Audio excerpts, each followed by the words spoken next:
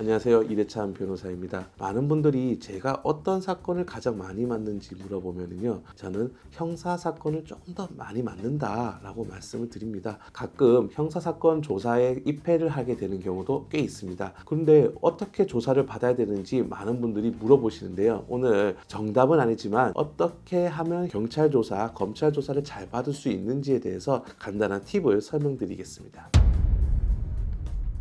나를 조사하는 사람들은 내 편이 아니라는 것을 먼저 인지하셔야 됩니다. 그분들은 고소인 조사 등을 해서 나를 처벌해달라는 사람들에게 충분한 그 내용을 들은 다음 피의자가 충분히 혐의가 있다고 생각하기 때문에 조사를 실시하는 것입니다. 따라서 내가 조사를 받는다는 것은 내가 하고 싶은 말을 듣는 것이 아니라 수사기관이 어떤 부분을 들어서 그것이 형법상 구성요건에 해당해서 형벌이 된다는 것을 확인하고자 그런 내용을 조사받는다는 것을 인지하셔야 됩니다. 내가 하고 싶은 말을 많이 한다고 좋은 것은 절대 아니라는 것입니다. 수사기관에서는 많은 경우에 어떤 전략을 쓰냐면요, 현재 혐의를 받고 있는 이 죄에 대해서 어떤 생각을 가지고 있는지 또 어떤 내용을 이야기하고 싶은지 이야기해보라고 합니다. 그런 다음 피의자가 그에 대해서 내가 억울하다고 막 이야기를 하기 시작하게 되는데요, 그 억울하다고 이야기하는 과정에서 나의 방어 차원에서 거짓말을 말하는 경우도 충분히 있습니다.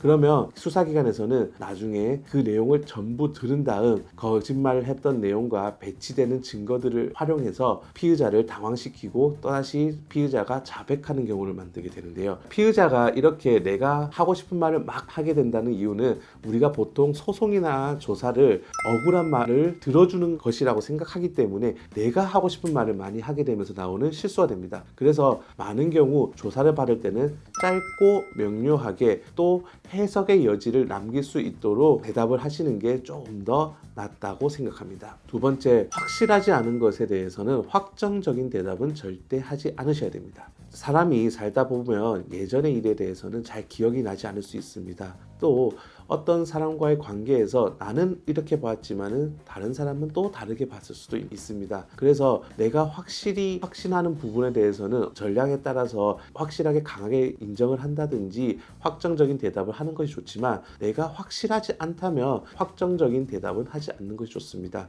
우리가 보통 정치인들이 충분히 생각해 보겠습니다 이렇게 말하는 경우가 많은데요, 생각해 보겠습니다 라고 말한다는 것은 나중에 생각을 해보고 긍정적이라고 하더라도 안 할 수도 있고 부정적이라고 하더라도 할 수 있는 해석의 여지를 남겨놓는데요, 내가 조사를 받는 과정에서 확실하지 않은데 확실하다고 대답을 하다가 나중에 추가 증거나 재판 과정에서의 어떤 피해자와의 진술 차이 등으로 인해 가지고 말 자체의 신빙성이 떨어지는 경우가 발생할 수 있는데요, 그런 부분을 고려해서 조사를 받을 때는 내가 확실한 거에 대해서만 확정적인 대답을 하고 확실하지 않은 경우에는 확정적인 대답을 하지 않는 것이 좋습니다. 마지막으로, 조사는 내가 정보를 얻을 수 있는 창구라는 것을 잘 인지하셔야 됩니다. 우리가 고소를 받으면 고소인이 어떤 자료를 냈는지 정확히 알 수 없는 경우가 있을 수 있습니다. 물론 정보공개 청구 등을 통해서 고소인의 고소장 등을 확인할 수 있는 경우도 있을 수는 있지만 경찰이나 검찰이 어떤 자료를 가지고 있는지 정확하게 알 수는 없는데요, 재판 과정에서는 그 내용을 알 수 있지만 수사기관에서는 수사의 목적에 의해서 어떤 자료를 가지고 있는지 모두 현출하지 않는 경우가 많습니다. 반대로 말하면 수사와 조사를 받는 과정에서 수사기관에서 묻는 질문 또는 제시하는 증거들은 피의자 입장에서는 수사기관이 나에게 혐의가 있다고 생각하는지 또는 어떠한 증거를 가지고 나를 혐의가 있다고 생각하는지에 대해서 피의자는 그러한 정보를 획득할 수 있는 창구가 된다는 의미도 됩니다. 즉, 피의자가 만약에 조사 내용이 복잡하고 다툴 내용이 많다고 한다면 수사기관에서 최대한 진술을 조심히 하시고 반박할 수 있는 증거를 제출할 것이 있는지 수사 대응 전략을 선택함에 있어서도 매우 중요한 정보 창구가 된다는 것을 확실히 인지하셔야 됩니다.